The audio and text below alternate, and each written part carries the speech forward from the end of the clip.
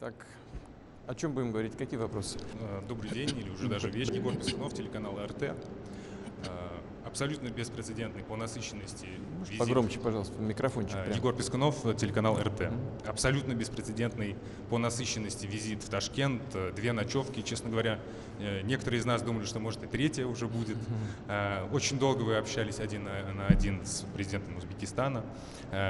Какие впечатления, какие надежды у вас в отношении сотрудничества с Ташкентом, особенно, наверное, в торгово-экономической сфере, и какой потенциал участия Узбекистана в интеграционных объединениях на территории бывшего Советского Союза?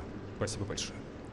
Ну, вы же знаете, я прилетел вечером в воскресенье, там, кроме официальной части возложения цветов к памятнику, монументу независимости, больше ничего не было. Вот и вся работа. А вот на следующий день действительно день был насыщен деловыми контактами, встречами, переговорами. Недельник до позднего вечера продлился, это правда. Вот. Так принимающая сторона организовала наш визит. Впервые мы присутствовали на встрече регионов, но, вы знаете, эффект был еще от чего таким серьезным? От того, что и состав нашей делегации был очень серьезным. Это почти полправительства Российской Федерации, все ключевые министры. Поэтому, когда собрались и руководители регионов, и 2 правительства вместе с обеих сторон, конечно, обмен информацией, обмен возможностями для развития сотрудничества был очень насыщенным. И дело даже не в количестве подписанных бумаг, а дело в живых контактах между людьми, которые хотят работать вместе, видят, как это сделать.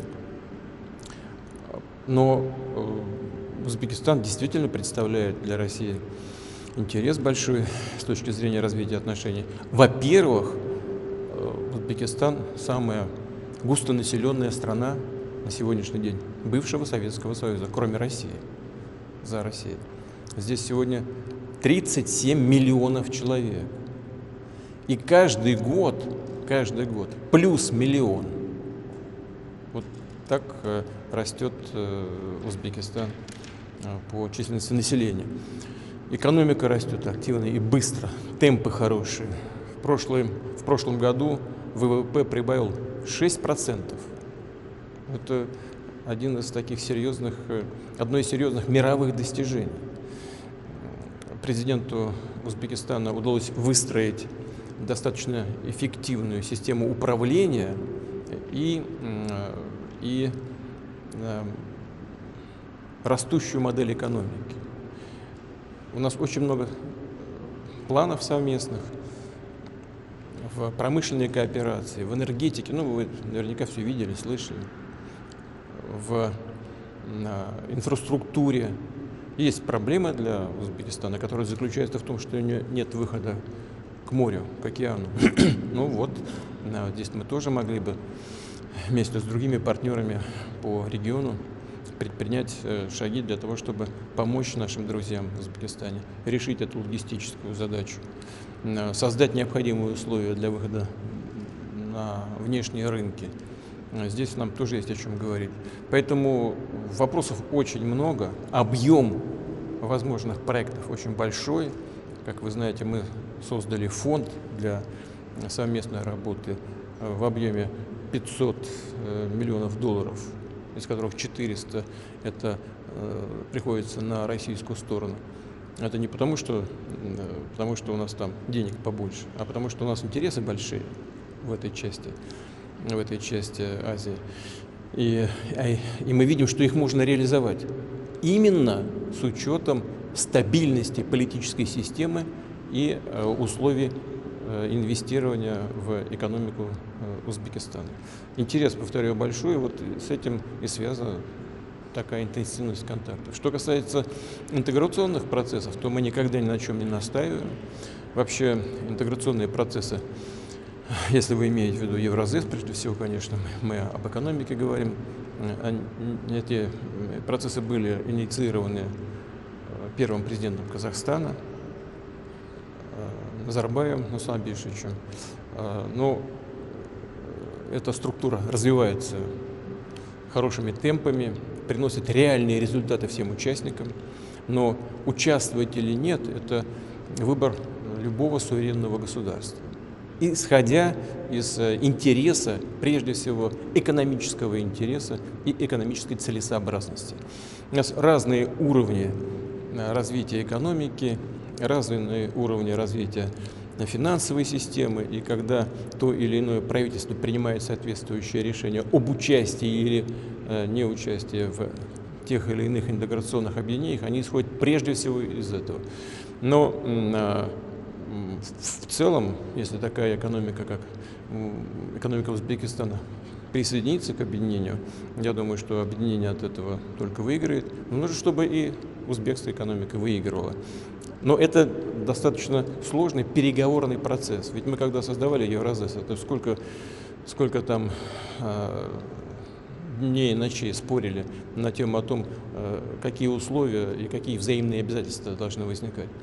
Поэтому это спокойный, ровный процесс. Экономики наши сближаются, развиваются, появляется много совместных проектов.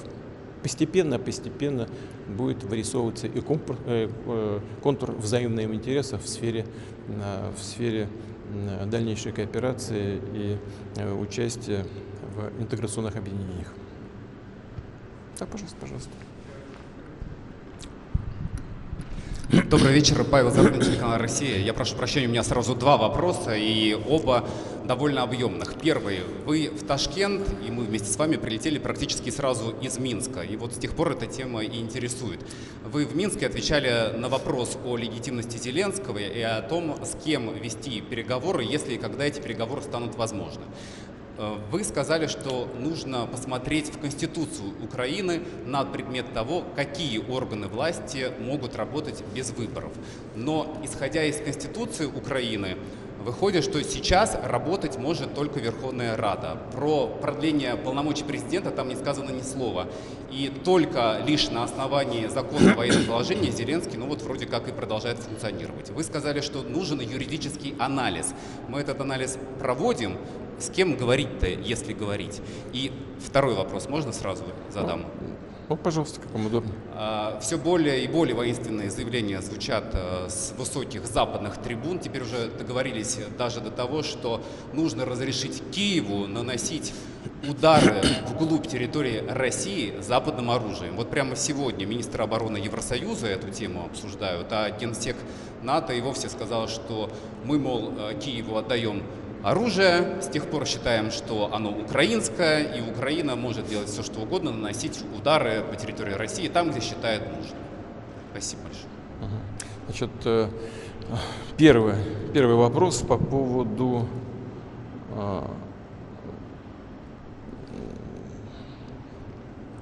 поводу легитимности украинской власти. Действительно нужно проводить такой серьезный, глубокий анализ. Но вот первое, что на виду, и то, что мне докладывают коллеги, заключается вот в чем. Конституция Украины предусматривает продление полномочий, но только Рады. О продлении полномочий президента в Конституции Украины ничего не сказано. Первое. Второе. Действительно, закон Украины о правовом статусе закона о правовом положении закона о военном положении говорит о том, что в период военного положения выборы президента не проводятся. Но это не значит, что они пролонгируются. Они не проводятся. Но кто сказал, что они должны быть пролонгированы?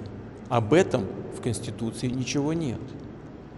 Но есть статья 111 Конституции Украины, которая говорит о том, что в этом случае полномочия верховной власти, фактически президентские полномочия, передаются спикеру парламента. Тем более, что в условиях действия закона о военном положении полномочия парламента продлеваются. Вот это такой предварительный анализ. Надо внимательно посмотреть. Некоторые специалисты говорят, что есть противоречие между Конституцией, в которой говорится только о продлении полномочий Рады в условиях военного положения, и законом, о котором я только что сказал, закон от, по-моему, 2016 года, который определяет правовой статус военного положения. Там, как я уже сказал и повторяю, речь идет о том, что выборы президента не проводятся, но нигде не сказано, что они пролонгируются. И это проблема. Дело ведь в чем? Дело в том, что по своей сути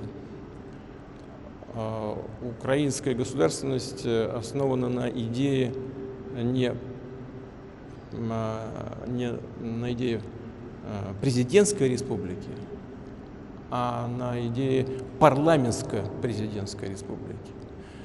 И основные рычаги власти сосредотачиваются в представительном органе государства.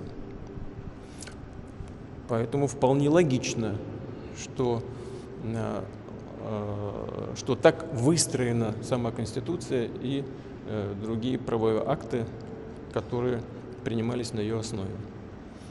Поэтому, строго говоря, по предварительной оценке, я говорю только по предварительной оценке, единственной легитимной властью остается парламент и спикер Рады. Ну, а так, по большому счету, если бы хотели провести президентские выборы, надо было бы отменить тогда закон о военном положении, вот и все, и провести выборы.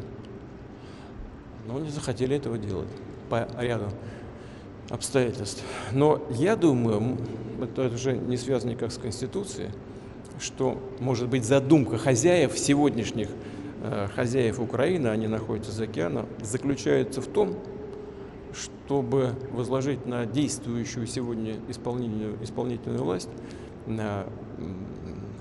бремя принятия всех непопулярных решений, в том числе и принятие еще одного решения по дальнейшему понижению призывного возраста. Вот сейчас было 27, сейчас 25. Следующий этап может быть 23 или сразу 18 лет. И после принятия этого и других непопулярных решений, действующих сегодня как бы представители исполнительной власти, их, я думаю, заменят на людей, на плечах которых не будет этой ответственности за принятые непопулярные в народе решения. Их просто поменяют и все. Если задумка в этом, то, в принципе, тогда логика понятна. Ну, посмотрим, что будет происходить дальше. Но так же, как я и говорил в Минске, все-таки окончательно эту ситуацию должна сформулировать и дать ответ на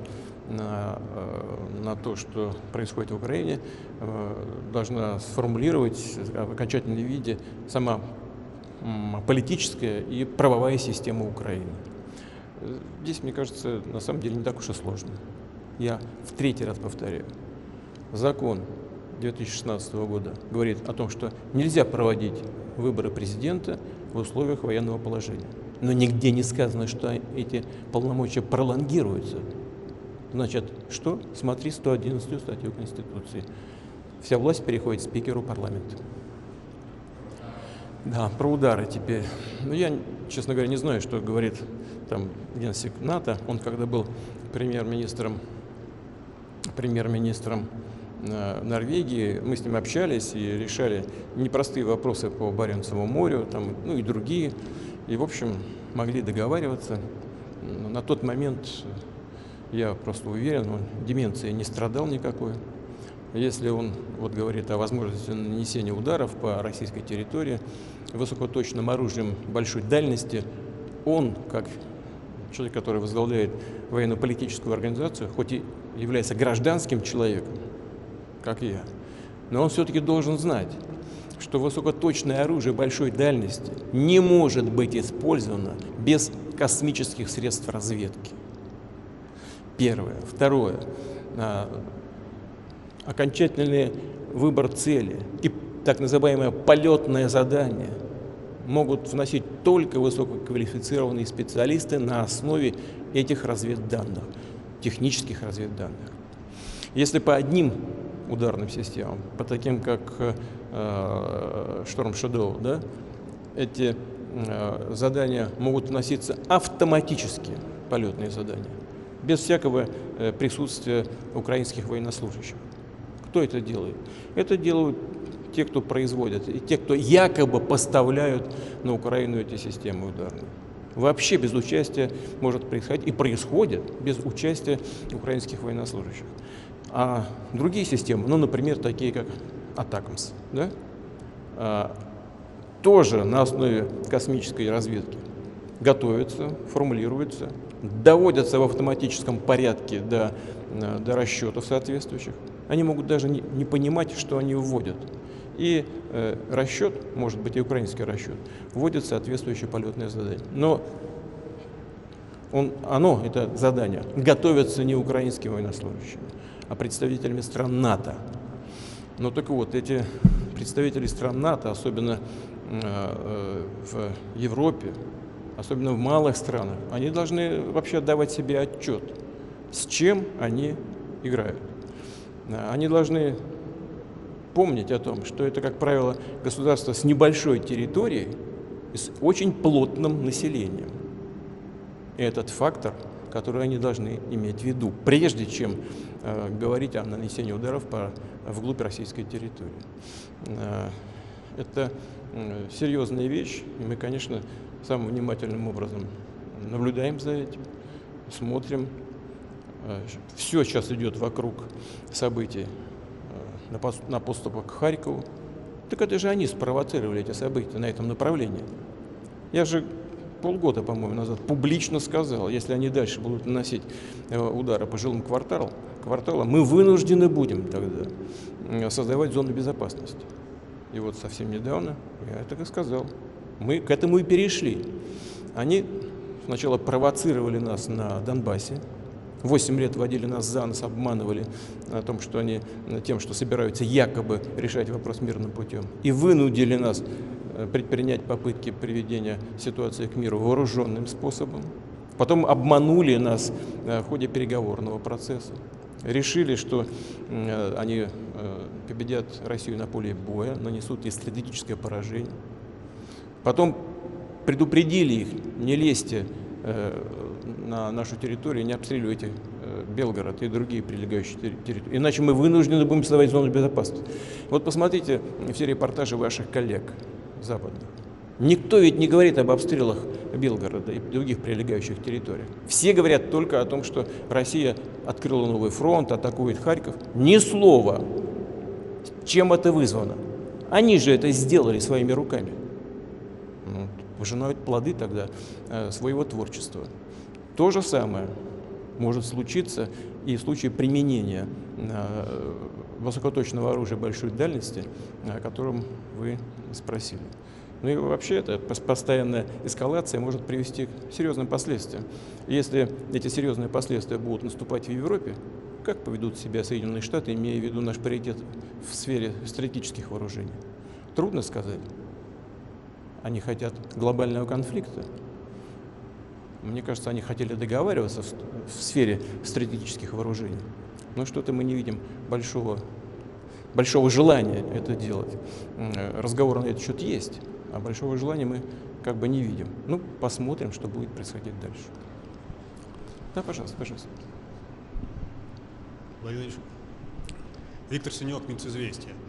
На протяжении нескольких месяцев еще до вашего визита в страны Средней Азии, в Узбекистан в том числе, приезжали делегации Минфина США и других ведомств, которые осуществляют санкционный режим. Беспрецедентное давление на столицы среднеазиатских стран.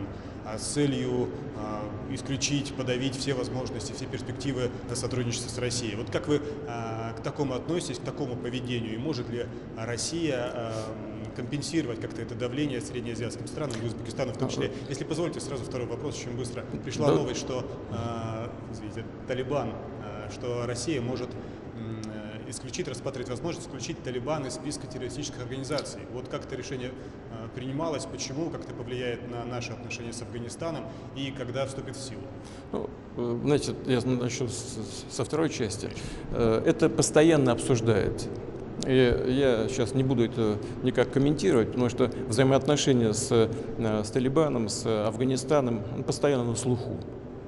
В Афганистане есть проблемы, они безусловны, они всем хорошо известны. Вопрос, как выстраивать отношения с действующей властью, это другой вопрос. Но выстраивать как-то надо. Это же люди, которые контролируют страну, контролируют территорию страны. Они являются властью сегодня в Афганистане. Но надо исходить из реалий и соответствующим образом выстраивать отношения.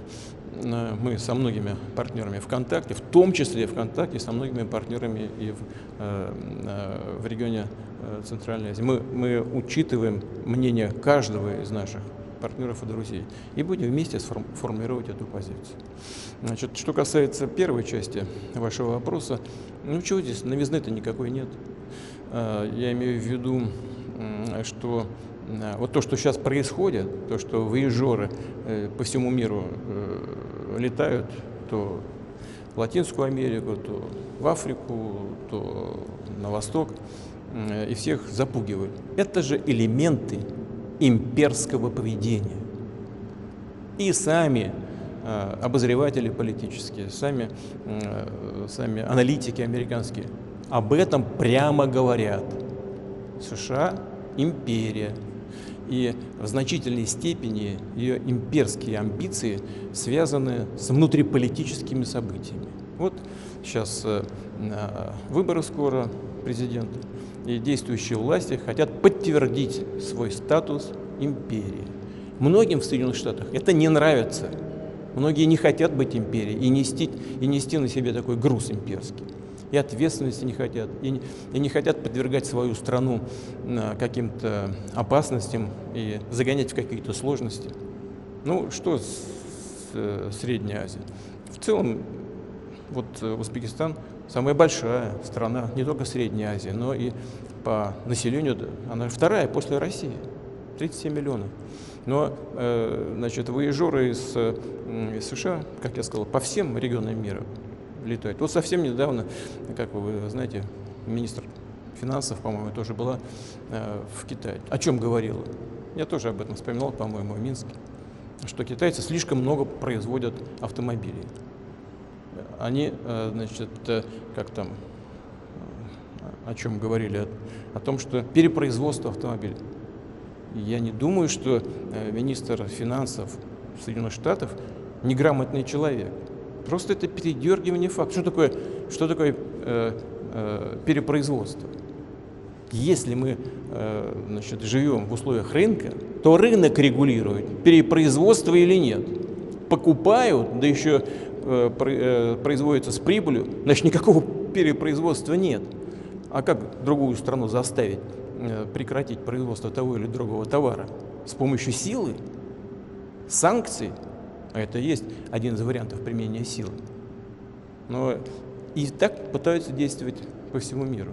Конечно, страны слабые, неуверенные в себе, особенно такие, где действуют там десятки НПО, которые кормятся с американской руки, клюют то, что им на ручку положили. Конечно, в этих странах легче манипулировать сознанием местного населения, легче оказывать давление на действующие власти. Там, где власть чувствует себя уверенно, там, где она всю свою деятельность посвящает укреплению суверенитета, интересам своего народа и своей страны, там не реагируют на эти окрики из-за океана. Так происходит и с крупными странами, и с небольшими, но самодостаточными, и с чувством собственного достоинства государства. Вот Мы знаем, что оказалось давление и на регион Центральной Азии. Ну, я что-то не вижу пока, что все встали на колени, значит, и готовы слепо исполнять любые указивки из-за океана. Ну, они, конечно, совершают определенные американцы, там, европейцы действия, которые наносят ущерб партнерам нашим. Но в конечном итоге это тоже суверенный выбор любой страны, как выстраивать свою политику, бороться за суверенитет или нет, представляет суверенитет определенную ценность или нет, и так далее, и так далее. На мой взгляд, представляет. Потому что если страна хочет быть успешной, она должна быть суверенной. Даже в социально-экономическом плане. Хочет быть успешной, должна быть суверенной. Иначе всегда будут давить и подчинять интересы другого государства своим интересам за рубежом. Так, как пытаются делать, скажем, с этими автомобилями в отношении Китая. По другим вариантам, по удобрениям будут делать, там, по химии, да почему угодно, по самолетам. Мы с этим сталкиваемся. Поэтому, да, это мы видим, ничего в этом хорошего нет. Это наносит ущерб и международной безопасности, и мировой экономике.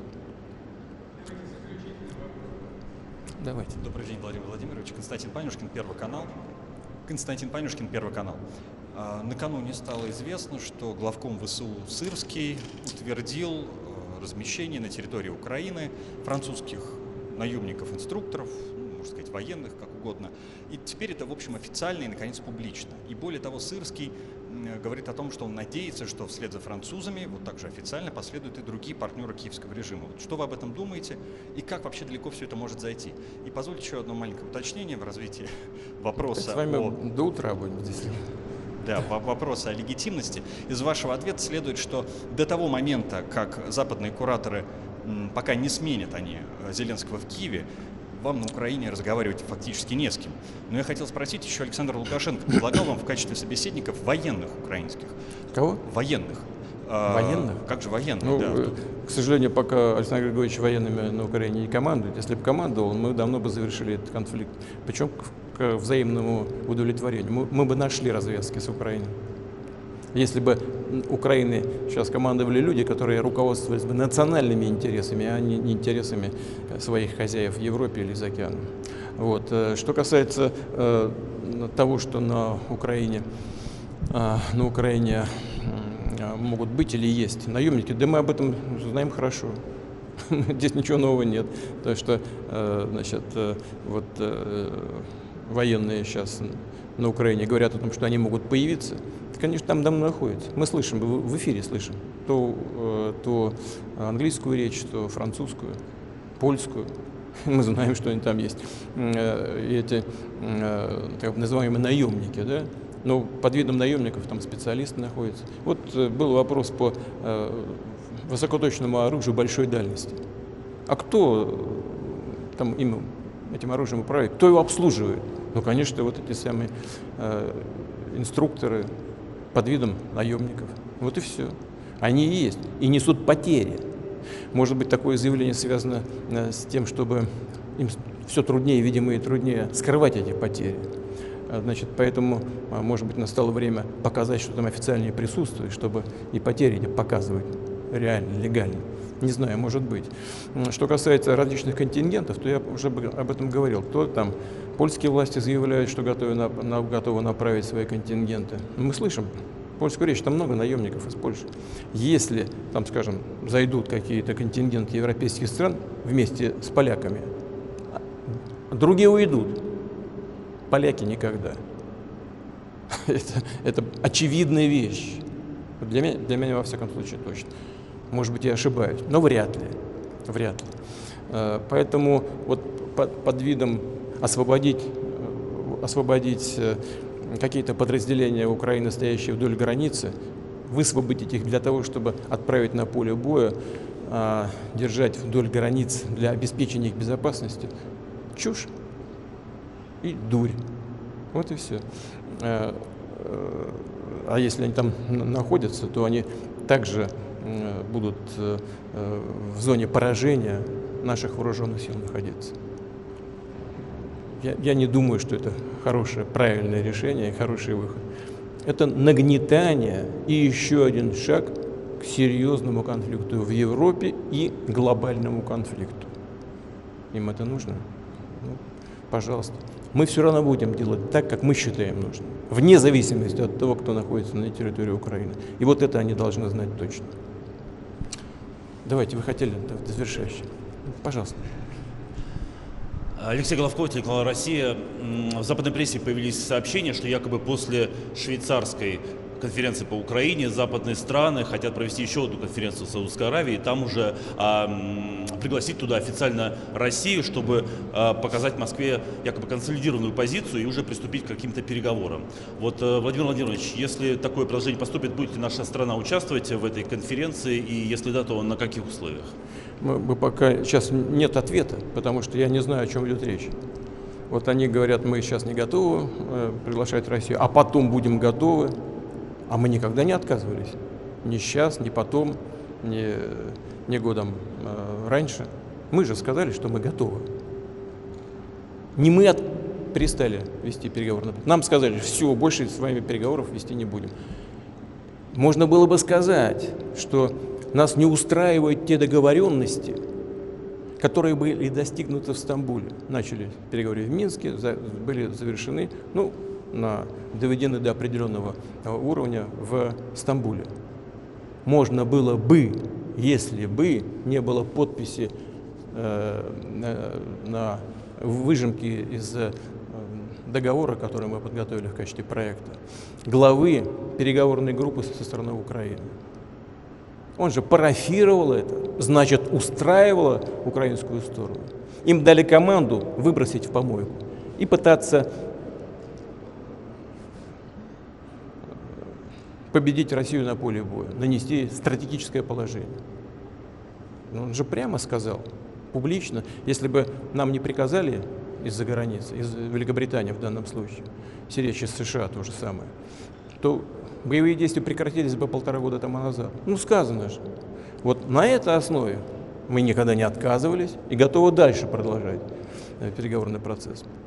Но что и кто, имея в виду здесь и легитимность представителей украинской власти, нам будут предлагать на каких-то других этапах, мы не знаем. Поэтому у меня нет ответа на этот счет.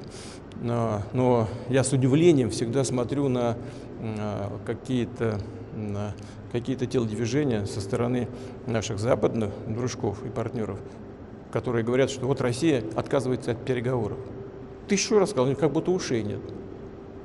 Мы не отказываемся. Украинская сторона отказалась публично, парафировали соглашение и отказались с целью победить нас на поле боя. Не получается, сейчас готово. Ну, готовы, возвращайтесь.